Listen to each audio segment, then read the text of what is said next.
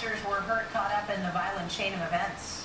And right now, one of them is still in the hospital recovering. It all started with an armed robbery at a Miami drugstore, and that's where 7's Sheldon Fox kicks off our live Team 7 coverage. Sheldon? Diana and Christine, we've made it to Wednesday, and cops from Miami to Northwest Miami-Dade to Hialeah would call that a victory because well before the sun came up yesterday, it was a hellish day. The unsettling, surreal sounds ringing throughout this Northwest Miami-Dade area Tuesday morning served as the soundtrack to a violent cop story. One that would end with 3 officers shot. They're in good condition now, and a total of 6 injured. But shot dead were armed robber Adrian Montesano and another suspect.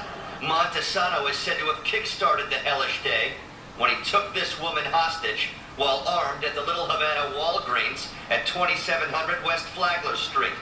An officer caught up with him at 2260 Northwest 27th Avenue.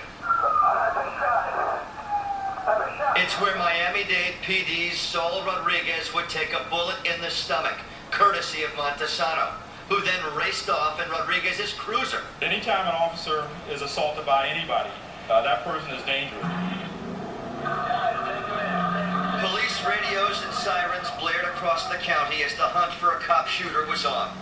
Montesano eventually left behind the stolen patrol car and headed to the Hialeah home of his grandmother. He zoomed away from police after taking his grandma's blue Volvo before crashing into a tree near 2700 Northwest 65th Street. Then came the firefight. Montesano would lose badly. Cops from different agencies closed in on the car, which would be blasted more times than you could count. For Montesano and the man who rode with him, it would be their last ride. We're back out live near where it all started, the Walgreens, yesterday morning. As far as the armed robbery went, the woman who worked there and who was held at gunpoint is not there today. She's at home, and her co-workers trying to protect her identity, and you can understand why. We also spoke to the security who was on duty during that armed robbery. He said he did what he could to try and protect that store manager. He's uninjured this morning. As for Montesano's accused accomplice, that man is deceased, and police have still not given us his identity. As soon as we get it, we'll give it to you. For now, we're live in Miami.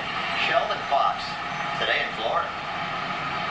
And Team 7 coverage continues with Adrian